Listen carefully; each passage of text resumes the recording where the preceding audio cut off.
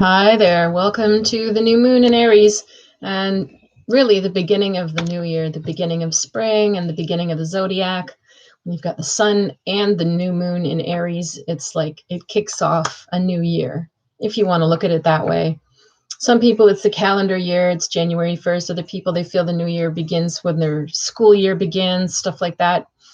As an astrologer, it's sort of a new year when the sun and the new moon are in Aries. So that's happening on the 11th on the weekend, and it's going to happen at 10:31 p.m. So you're going to see this video a couple of days before, and the new moon energy is always activated a few days before and a few days after, and sometimes you might even feel it up to a week before or after. But for us here, it's coinciding with some beautiful weather, so that always helps to have that feeling of renewal and pushing the reset button. So even though, we are faced with more restrictions and lockdowns here in parts of North America and Europe, you can still use this energy to renew your home and renew your goals and renew what you want and what you will do when you can. And that's sort of the best we can do right now, isn't it? So but you can still make this a positive. I always believe that. So we're going to look at the chart, and we're going to look at some cards, and we're going to do readings for every sign as usual for this new moon in Aries. So it's the first time I'm looking at the chart. I like to give a reading that's fresh. First impression, channeling the energy as I see it versus analysis so much. So the first thing strikes me, and the chart I do is for the Eastern time zone. So anybody in the Eastern time zone, the rising sign in the houses will make sense for you. If you're in a different time zone, then it would be bumped into different houses and slightly different interpretation, but the general thing will be true for us all because it's the planets and how they're relating to each other. So if you're in the Eastern time zone, this new moon in Aries actually has a Scorpio rising. So even though there's a lot going on of feeling your fire is lit again, whether that's sudden energy physically, restlessness, sudden desire to do something new or to pioneer something new, that's very Aries energy. Sometimes it brings out your warrior side, that Aries, double Aries, and you might be feeling angry, restless, pissed off. You might be feeling quite impatient and just ready to just call things as you see it. That would be very sun and moon in Aries. And sometimes that's exactly what the situation needs, is a little bit of just quick, honest, raw observation or words. And usually with Aries, it might be intense, but it's over quickly. It's at the same time, though, with the Scorpio rising, it's going to happen behind closed doors or in private. The Scorpio rising is very secretive, it's very incognito, it's mysterious.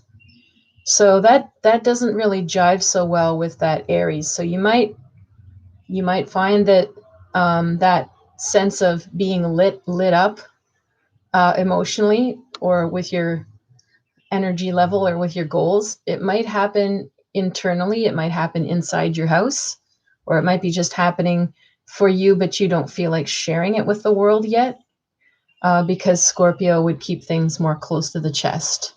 Although both are ruled by Mars, the ancient ruler of Scorpio is Mars. Now it's Pluto, considered to be Pluto. But they both have Mars as their ancient ruler. So there's something in common with both. It's just, if you think of the Mars energy with Aries, think of the person who's out on the field, the soldier out on the field. The Mars and Scorpio would sort of be the general behind the scenes, the strategy. So let's just take a look a little more. We have, of course, the sun and the moon are both at 22 degrees. And 22 is a master number. So I always find when When these aspects fall on numbers like 11, 22, I don't know, just to me makes it seem a little more extra powerful that it's at 22 degrees. And we also have Mercury in Aries and Chiron in Aries, and they're all pretty close together. We also still have Venus in Aries. So we have officially 5 planets in Aries, and that's creating a super strong quality.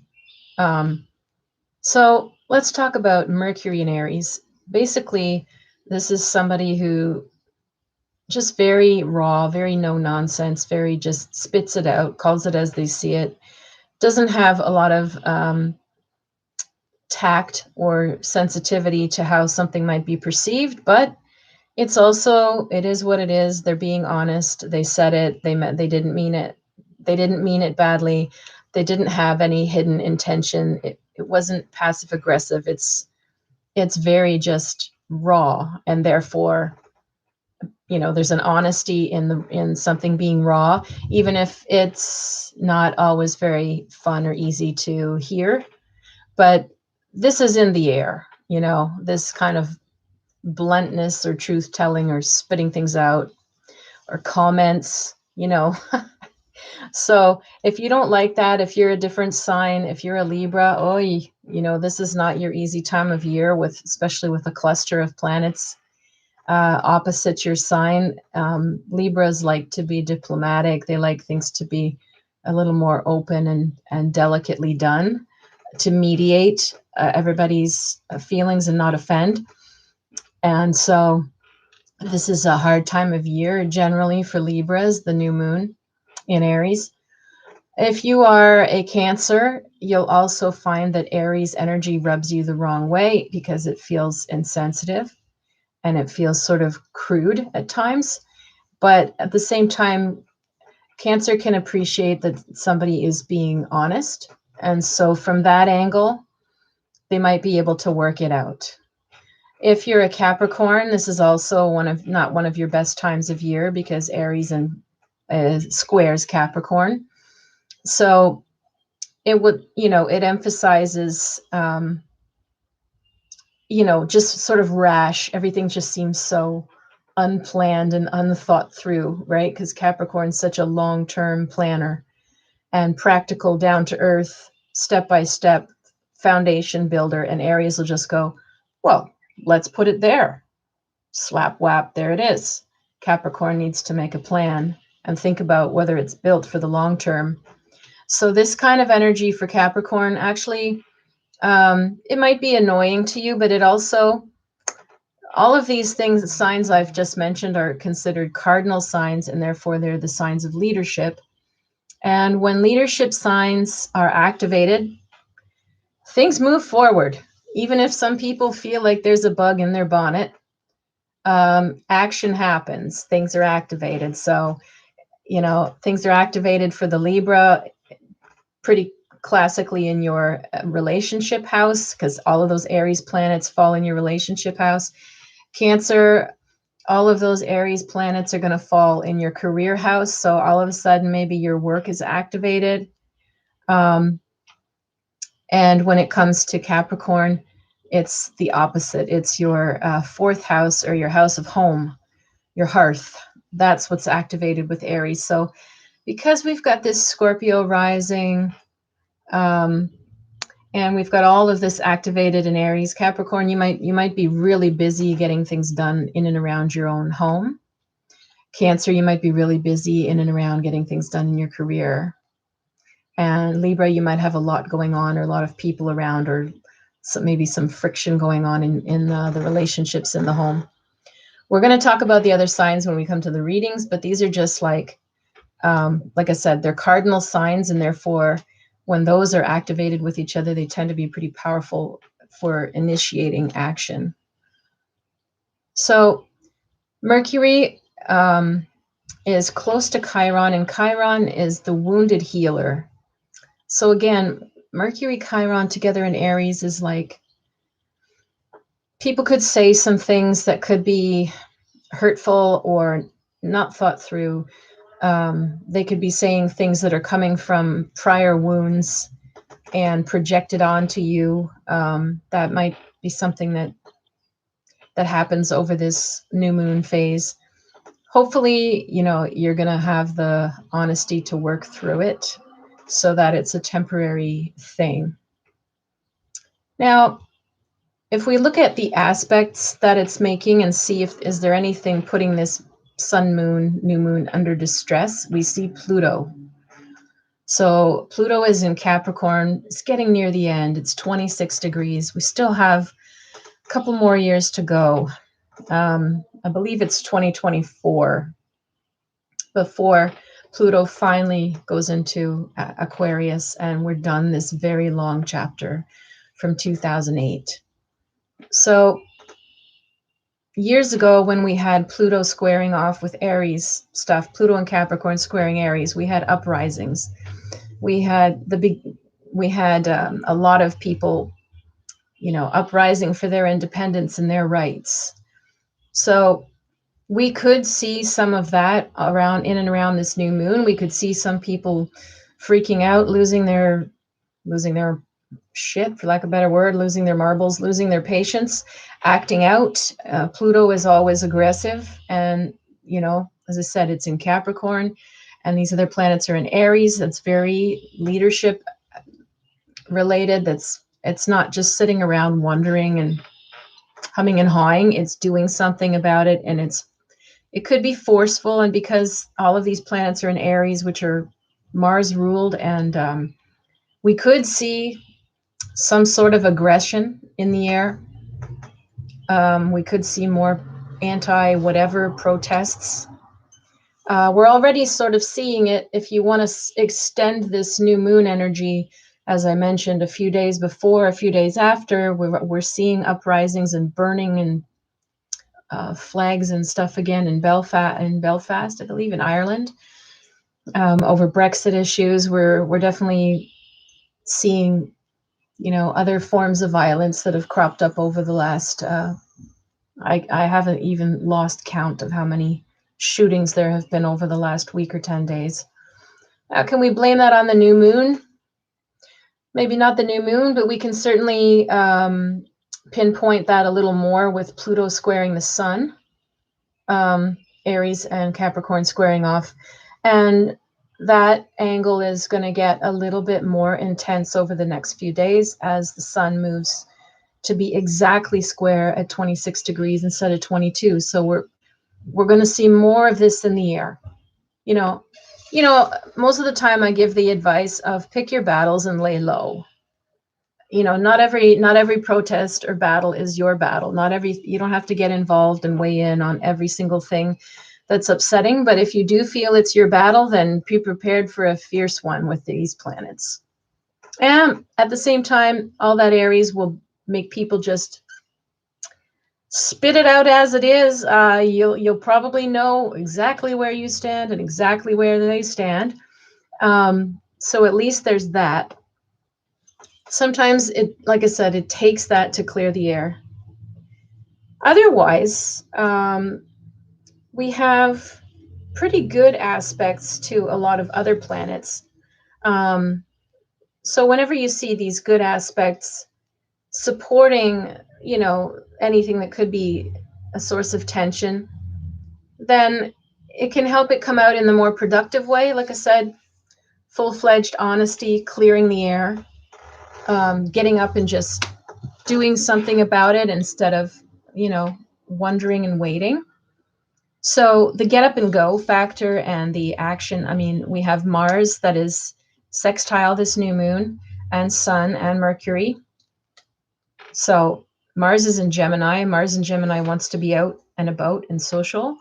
They want to be informed of everything going on. They want to be out in their village. They want to be out in their, their city. They want to, obviously we have restrictions on how much we can do of that, but this Mars and Gemini period while we're in lockdown is very intense because the pull is for everyone to want to get outside and be social again and talk to people again and have their minds stimulated again and not always be inside. So that's been pretty challenging.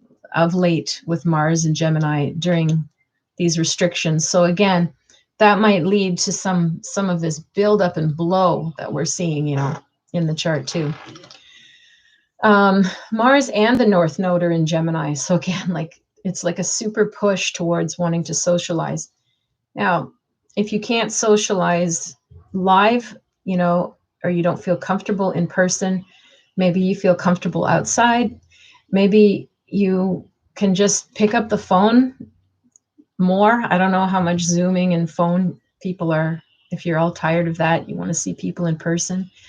But if you still don't feel safe to do that, then it's definitely like keep in touch, reach out, say hello, make a little comment, you know, try new groups or new chats, or learn new things. Mars and Gemini and North Node would also be keen on learning things, keeping up with things. And again, like Gemini energy is also very creative, experimental, and multiple. It's not like you have to pick one thing and stick to it with Mars and North Node in Gemini. You can dabble. You can like have 3 movies going at once or watch 2 series at once and change your mind about it.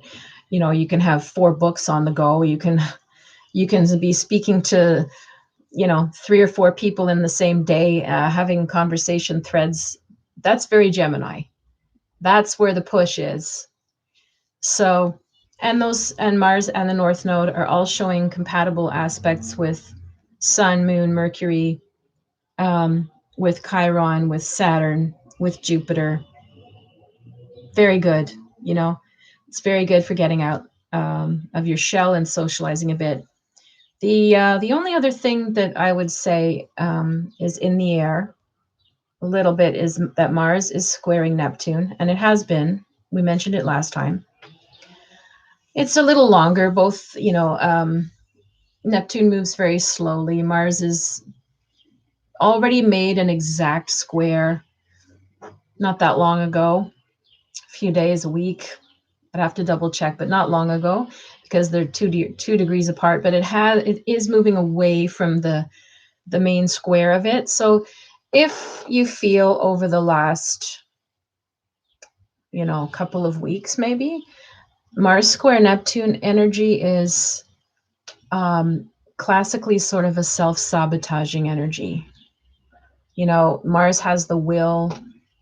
Let's go do this. Let's, you know, I have this desire. Let's act. And then Neptune comes in and it's very like foggy and woozy, and it's like, well, where did it go? Where did all this energy go? Where did this idea go? You know, so self-sabotage means basically that, you know, you want to act on something and then you do something that goes against yourself by diffusing it. Sometimes it's the other way around. Neptune wants something really nice, really gentle, really dreamy, really, you know, lofty or inspired, and Mars comes along and says, you know, sort of puts it down and punches it and says, that's not doable. That's not practical. So that's another self-sabotage mechanism that can be going on. And like I said, the worst of it is over. It's still active right now, but the worst is over. So again, over the last week or 10 days, like, have you been feeling more foggy brained, you know, harder to think straight, harder to follow through on the things you said, being harder on yourself? And sometimes Mars square Neptune also brings deception and covert kind of behavior. So if you feel somebody else is being evasive with you or aggressive towards you when you know that that's not your vibe. So Mars Neptune can sometimes be, you know, anything like lying, cheating, hiding stuff. But you know, we're not going to say that's true of everybody across the board. But it's the only other tough energy in this chart. We have Uranus squaring off with Saturn. And again, that's sort of a slower one because they both move a bit slowly. So that tension is a bit in the air too, this desire to structure things and be,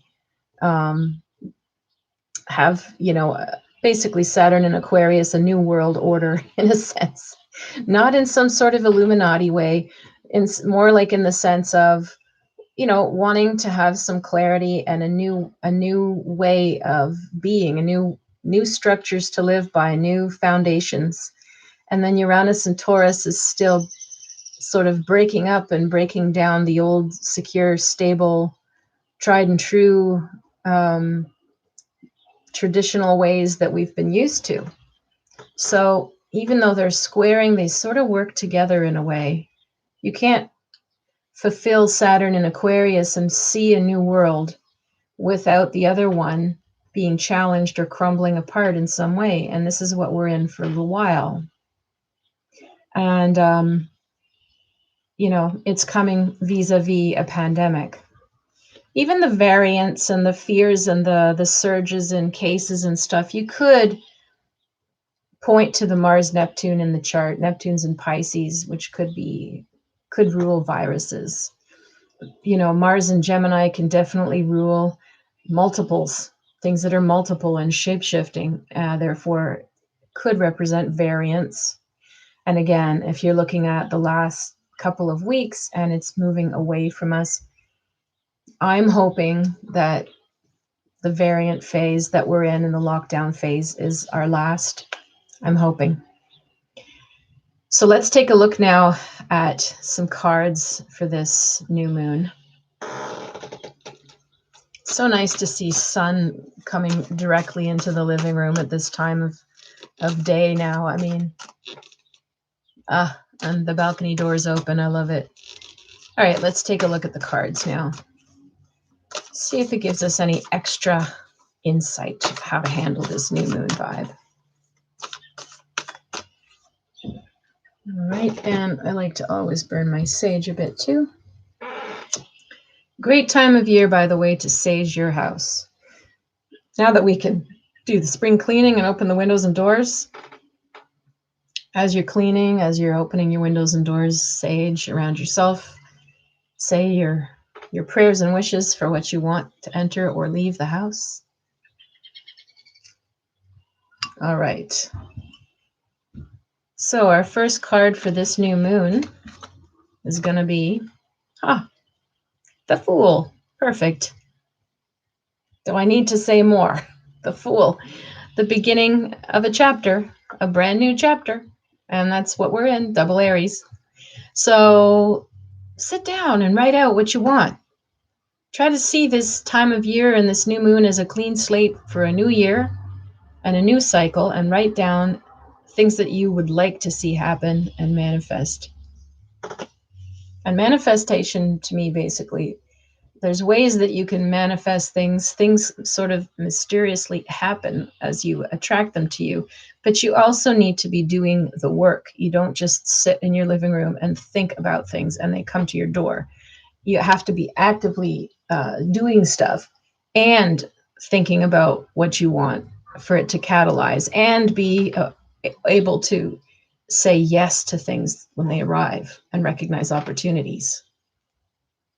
All right, our second card, wonderful, Ace of Pentacles. So new projects, new jobs, money. This is a very good sign. Also, you know, friendships. It's the birth of something stable and secure. Maybe you want to put that into whatever you're manifesting. Maybe it's very important to you to figure out what it is that you can do or bring into your life that would give some stability and security. A lot of people are thinking about that right now when so much is up in the air with people's businesses. Oh, look at this. That's beautiful. Very wonderful cards. The Eight of Pentacles is the card of slow, steady growth. It says prudence. It's a Virgo card. You can see that the stalk of the plant is extremely strong. The leaves are wrapping around, protecting the flowers. The flowers are fully blooming. This is a strong plant that's just growing steadily towards the sun. And so often that represents us also making slow, steady, step-by-step progress. Prudence obviously suggests caution, but caution is different than fear. Fear makes you not do anything about it at all. Caution or prudence means you go in, but you go in step by step. So if you're thinking, oh, it's springtime, it's a good time to clean my entire house. Well, you don't do that in a day. You know, you break it down room by room, corner by corner, shelf by shelf. That's more prudence, but you're actively doing it. If it's your budgeting, you know, it's the same thing. Maybe it needs cleaning up, tightening up, overhaul. Maybe you cancel a few subscriptions or apps that you're paying for. Maybe, you know, you just slowly sort of pare down, oh, I don't really need to buy as much of this or that. And you get your finances on track. If it's your health and it's a new regimen or diet you want to do, it's not something extreme or cold turkey, you know, it's something slow and steady with the commitment involved. So these are beautiful cards, especially for spring. I couldn't have picked better cards for how to do a renewal of spring. Oh, and look at that. Our next one is an Aries card, Venus and Aries. Completion. So you see the fire in the middle and sort of a ring of light or circle of fire. And all of these wands are crisscrossed and they're all facing inwards, almost like a circle of wise people or elders. And Venus and Aries is putting yourself first, but in a good way. So right now, when you want to birth a new chapter, a new vision, you have to be thinking of yourself. You have to think, what do I need to do to fulfill what I want to accomplish? And you have to pull back and be a bit selfish and not be, oh, well, I want this, but that person might be jealous or upset, or then I can't be as available to take care of this person or that person. Well, unless the situation's dire, or you're talking about little children you have to take care of, obviously you have to put them in the mix. But if you don't have anybody that's really truly dependent on you, it's time to pull back and think about yourself. If I want to get to the next level in my life, what do I need to do that? And imagine that. Our next card is the King of Swords. He might come in as somebody who gives great advice or good knowledge along whatever the path is of what you want to go out and do. Sometimes this could be a guy who's around, could be a dad, a boss, an advisor, a coach. It's a highly intelligent man, usually very quick, very clever, not great with emotional intelligence, but he does, maybe he doesn't need to be in this case. I don't get a feeling this time like this is a disruptive influence. I feel like this is more of an expert. So if you're thinking of doing anything new, you might want to consult somebody who fits that MO as an expert. And you're not relying on them emotionally. You're going to them for guidance or knowledge or for their expertise in paperwork or whatever you need from this person. Wow, these are great cards. We have the High Priestess next. So again, it's a time of really trusting your instincts, trusting your intuition, trusting your dreams, meditating more, not being afraid to have a bit of silence, to hear your own head. Alongside having the vision of the Fool, when he's in his best, is a visionary. He has a design. He has a vision and a plan for where he wants things to go, or she wants things to go. The Priestess comes in and sort of just intuitively knows how to make it happen quietly, or takes the vision and the psychic abilities even to the next level. So this is great. You can trust, I would say, whoever this person is that comes in as an expert or advisor to take you to the next level in yourself. Then we have the Sun. Wow. This is really great. This is a time to shine. It's all going to be coming down to that Fool card. If you are willing, and the Fool card, I did a whole lecture on this. If you want to ever look at YouTube, my video, just type in my name and the Hero's Journey, Tarot and the Hero's Journey. I gave a lecture at the library a few years back on how the tarot corresponds to the hero's journey. And the Fool is the hero. The hero is when you have like a fairy tale or even Star Wars or something. Luke Skywalker is like the hero. He steps out of his comfort zone. He doesn't have the easiest start in life, but he accepts the call to action that says he has to train, he has to move forward. He finds his mentor with Yoda or Obi-Wan. He finds, he confronts his shadow and the father figure, the Darth Vader figure. He overcomes it. He's on his hero's journey where he self-actualizes and becomes powerful, finds his allies.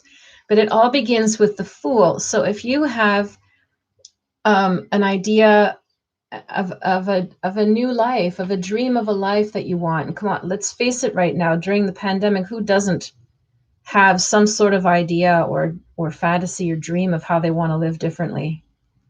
So it's all going to come down to, do you accept the call to action? Are you willing to act on that dream? Because all these cards are beautiful as far as finding steady help, doing things practically and with solid growth, thinking of yourself, finding the right advisor, trusting your gut. And then the Sun card just comes in and just shows us you're going to have partnerships and allies and expansion come out of whatever you decide to do. It's really beautiful. Now, interesting, the Nine of Swords comes up. This would just basically, to me, be Nine of Swords says cruelty. It can be lying and backstabbing and betrayals and verbal abuse and nasty crap. Now, at the same time, all the rest of the cards are beautiful. So it would just, to me, represent something of a test along your path. When things go up, up, up and good, good, good, I mean, we can't expect that everything is just a smooth walk and there's never a challenge again. Things will always come up. Your old wounds or an older memory or baggage could come up with the Nine of Swords. Somebody might be jealous of your success or your upward progress. That could be jealousy. It's just, this card's going to come up and show you whatever is not healed or whoever is not right for you. It's just a test. And the final card, wonderful, Queen of Wands, you're in charge. That's a very Aries card. She's got the head of the leopard in her hand. Like, you're my little pet. This is a strong individual full of strong will and fire. Very forceful and dominant when she wants to be. I would say whatever this test is, you're going to easily pass. Just keep staying strong. What a lovely reading. I can't believe how nice that was. So I really want you to focus on this double Aries energy of a new beginning and a new life and a new vision. I know for me, I've had one since last year. I had my aha moment in the middle of April, right after the pandemic started, and I had this flash of a place that I would like to go and live. Not sure if I will stay there a few months, try to move there permanently, come back and forth between there and where I currently live in Canada, but it's been activated all year. And so that's part of my fool's journey, just to let you, maybe parallel is, obviously I can't fulfill it yet because we can't fly and we can't travel, but I have actively done some research about how to do it. I've actively researched, trains, planes, rent, what things are involved. I've actively reached out to meet people who are from that region, and I've met a couple of friends online. So I have begun to accept, to manifest the vision. It doesn't stay like a pipe dream that I'm thinking of, and I never do anything to further my understanding of it. So this is where you need to also get to with whatever you're thinking of. If it's a move, if it's a career change, we're not saying you might act on it right away, but you got to start acting on making it real to have all of these great cards get activated for you. And I want to see that for everybody. So let's just pull cards for everybody for this new moon. Let's see, how can we frame it today? Well, alrighty, yeah, that makes sense. What do you need to do to step into your hero's journey? I like that. I hope you like that too. What do you need to step in to your hero's journey? So we're going to spread the cards. All right, hero's journey, hero's journey. And Aries, what do you need to do? There's another fire card. The Knight of Wands. What do you need to do to step into your hero's journey? Well, Knight of Wands is all about masculine fire. Like, this is take charge. Take charge. Don't wait. Don't hesitate. Be bold. Think bigger than you've been thinking. And thinking big can sometimes feel scary if we haven't been doing it. It's going to take you outside your comfort zone. But look, this guy, he's on his horse and he's ready to charge. He's not scared. He's not doubting himself. He's not saying, oh, maybe later, or oh, I'll wait. He has got his flame, his wand of flame. He is charging. So you also need to get into that mindset where you feel ready to charge. And don't let anybody stop you or slow you down. Once you figure out what that is and you get yourself in the swing, don't let anybody stop you from doing it, okay? All right, Taurus.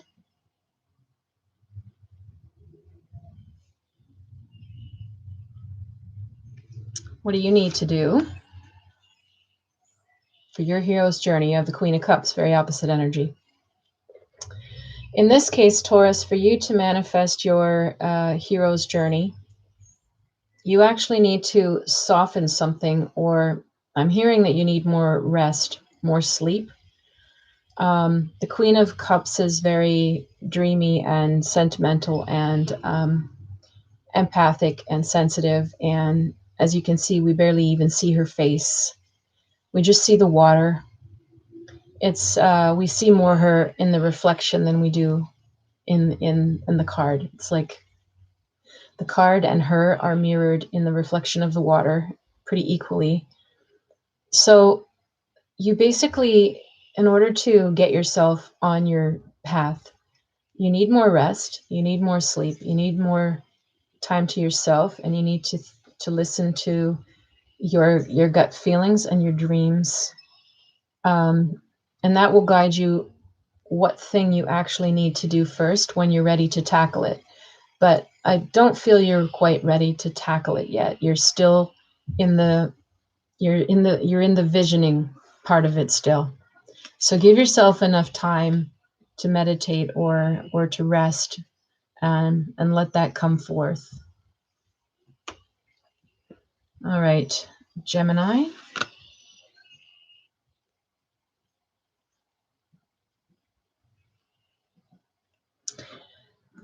What Gemini needs for the hero's journey? Ace of Cups. Love. Love is in the air for you. Inspiration is another part of the Ace of Cups. Pure inspiration. Think about that feeling of being in love. If it's related to actually falling in love or dating or meeting somebody, that might be what happens and activates you, and you say, yeah, this is what I want out of my life, as a partner, or to be in love again, to try again, or meet somebody for the first time, or who knows what.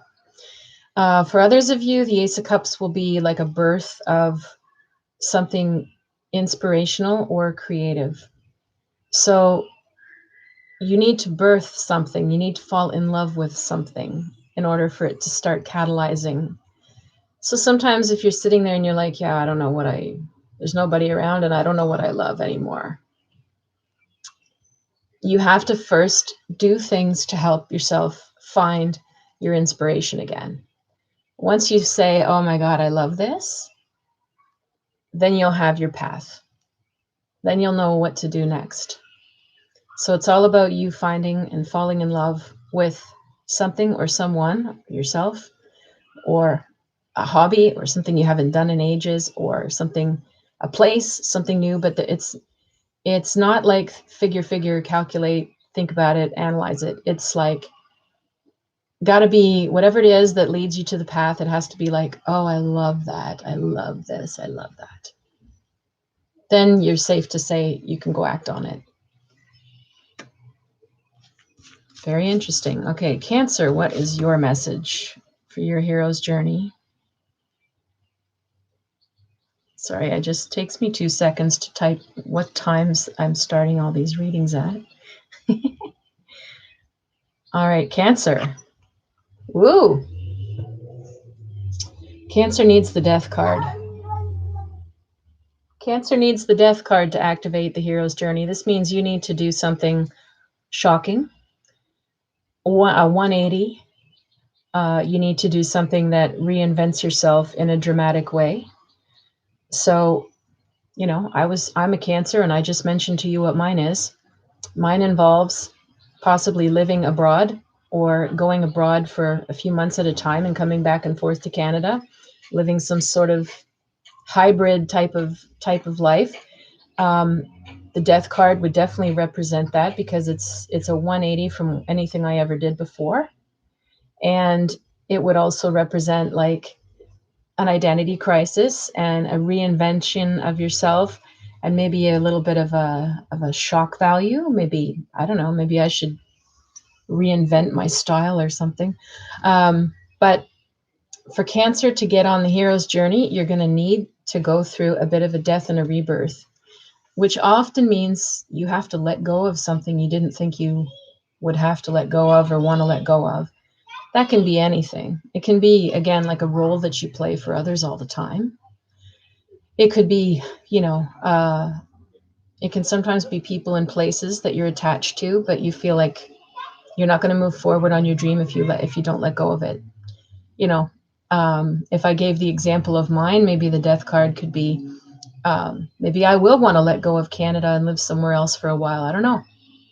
But the Death card would be sort of like that. There'd be a bit of a shock.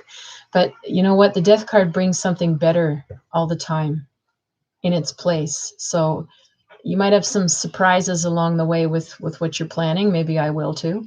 But they will usually pan out better than you expected with the Death card. All right, Leo, what is your message?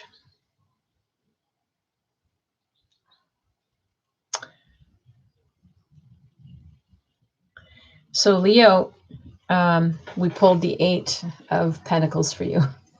So for you, this hero's journey, you need to be practical and you need to make some plans. As we said, prudence doesn't mean fear. It means slowly moving forward and growing. So for your hero's journey, I get a feeling probably some of you have already started acting on it, on your vision of what you want next. So continue to put things in place that are secure, that are slow growing and reliable. Make sure whoever or whatever you're doing next is reliable, so you can say, that person, check. I'm not even worried about it. If you're working with others, if you're renting a space, or you're building a new website or something, you have to feel like, done. I trust this. I'm so happy with it, before you move to the next. So this is your process. So if you're already in it, you're already doing the right thing. If you haven't started and you're more thinking about it, but you're still in fear, but you're not moving slowly, well, just start to go slowly towards what you want. This is a card that's very patient, but solid. So I always like that card. All right, let's take a look now at Virgos.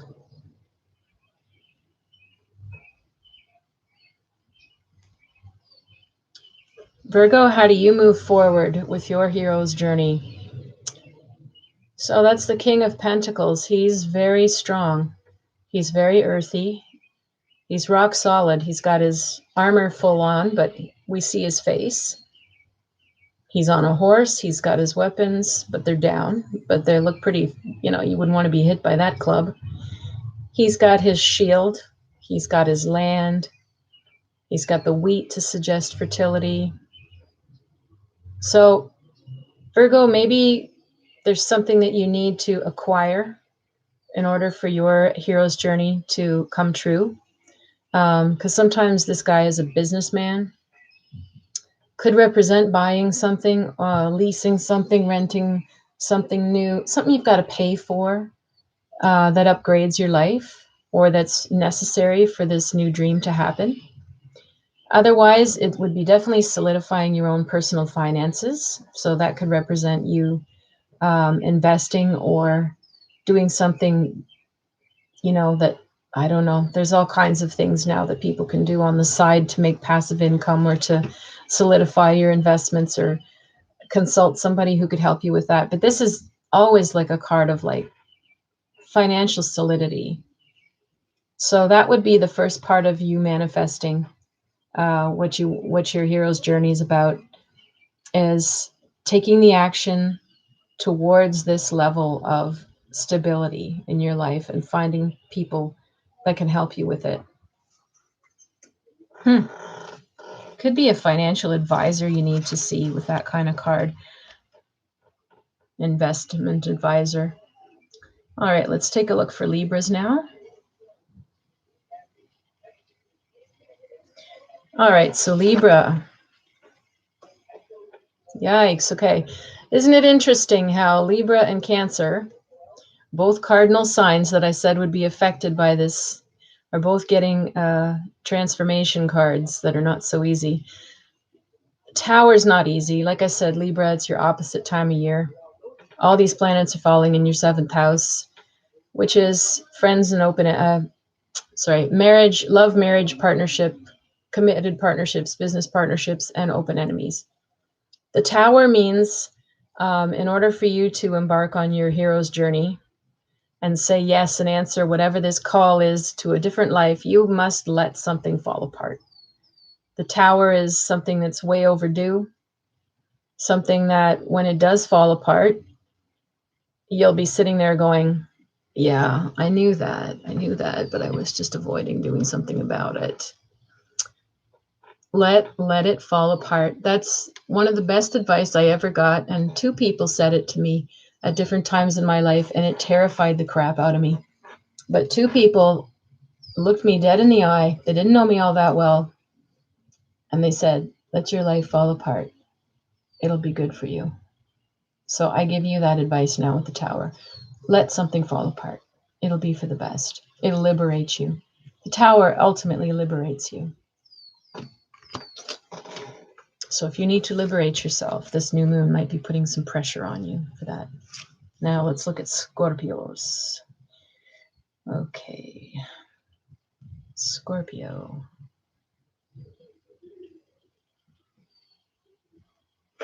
Your card for your hero's journey is 4 of Pentacles. Gosh, there's all these cards today. It's either upheaval or stability. Slow, steady wins the race. So this is a power card. It says power right on it. It's a Capricorn card. There's a moat and a castle. If you're flying over with a drone, that's what this is. And there's a gateway and the entrance and the water around the castle walls. And the courtyard is empty inside, but full of sun. So is your dream or your hero's journey about building a fortress or a castle in some way?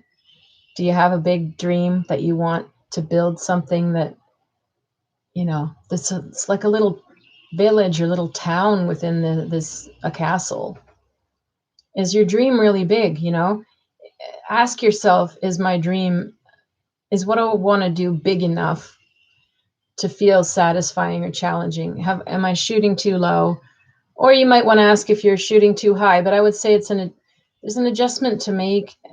You want to have your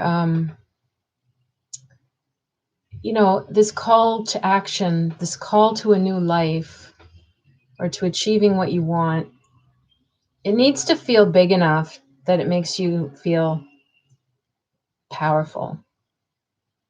And then it tells you that's the right thing. Because Scorpios, once you commit yourself, nothing stops you. So you just need to know that your goal is ambitious, but aligned, and not so much it'll burn you out. So you're playing with that edge. How ambitious can I be before it would be too much for me? And you're pushing your edge. And then when you commit to that, there's going to be a lot of work, but it could be extremely successful.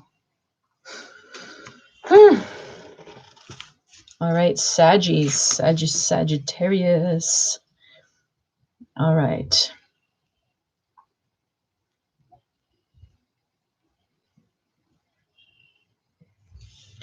So what do you need, Sag, to fulfill your hero's journey? The Nine of Cups. That's nice. Jupiter in Pisces. It's celebration. It's people. It's community. It's love. It's cross-pollination of people's ideas and skills. It's mutual sharing. There's no hierarchies. Pretty clear, isn't it? So if part of your calling is that you're wanting to be part of or create this kind of atmosphere, go for it. So we'll just describe this again. These cups are all full. They're all running over with water and light.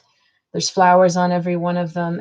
So it's like every cup or every individual has their own self-contained, their own skills, their own resources.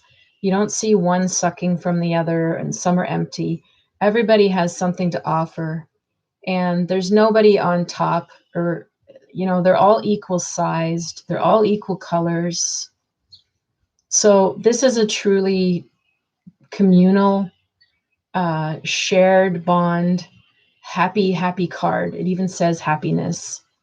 So if this is part of your goal, is to create a non-hierarchical shared community environment or creative collective or something, go for it.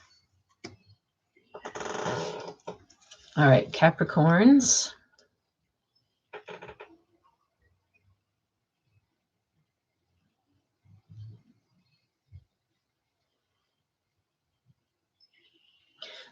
All right, Capricorn, you've got the Six of Cups, pleasure again. Very interesting.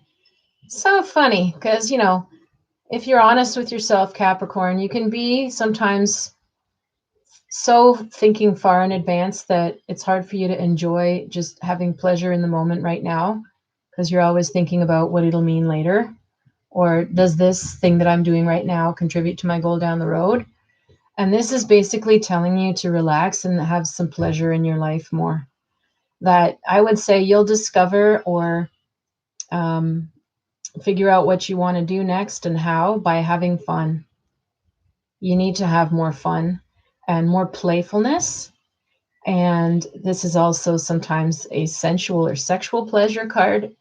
So if that helps you, if that, like, whether you're getting it or you tap into it, if that helps you. But this card definitely means you will actually advance your life further if you are playful or having fun or pleasure than you will by being too practical or too analytical or too much of a workaholic. That's a very nice message, isn't it? All right, Aquarius.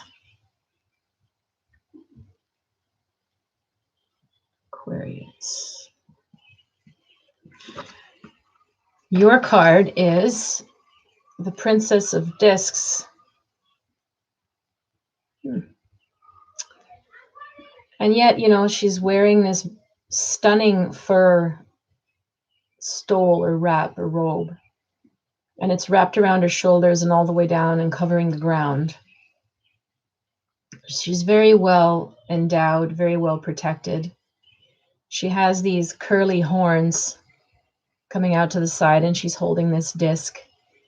She has a lot of protection and a lot of wisdom around her. As far as like, what does this mean for your hero's journey, your new life? This would definitely say um, to have allies and have people around you to protect your resources, maybe protect your ideas. We're not talking all out secrecy. We're just saying you don't need to blah, blah everything to the world, or tell too many people and sort of diffuse the idea or the excitement you feel. Because this card, she looks pretty much pregnant, okay? And I won't say everybody reading this is going to be pregnant or wants to be. Some of you, that might be what you manifest or dream of, is children or pregnancy. Other people, you can be pregnant with something that's growing slowly that you're building up towards, and it sort of feels more like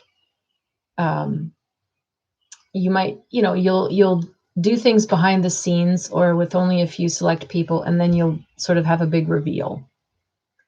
So feels to me like you probably already have an idea, and this is more just about the execution and the timing. So yeah, keep things close to the chest. Only tell a few trusted advisors. Do things that you might need to do to protect your ideas or your next steps. And it should birth itself when it's time. And then you can tell people when it's already set in motion and nothing could stop you. Very interesting. And finally, we go to Pisces.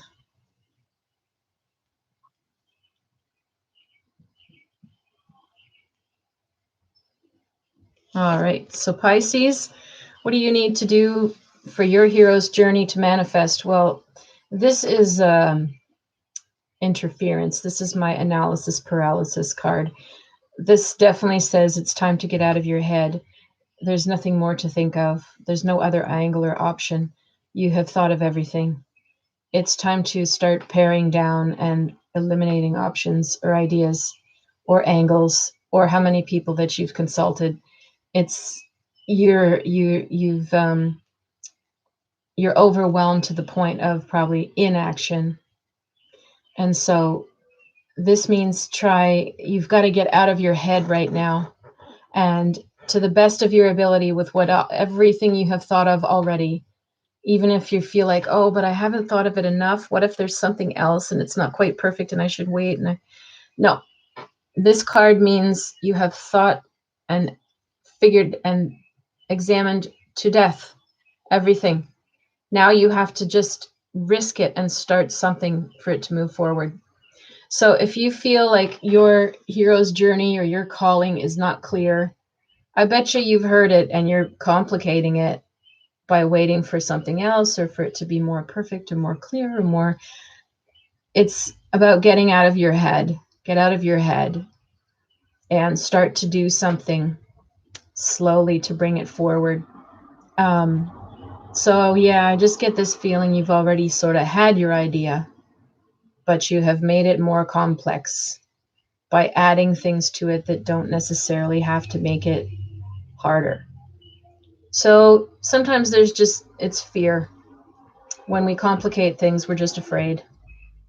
So figure out what that first thing is that you could do that you feel comfortable with and start to set that in motion, and you'll see your own hero's journey start to get clearer too.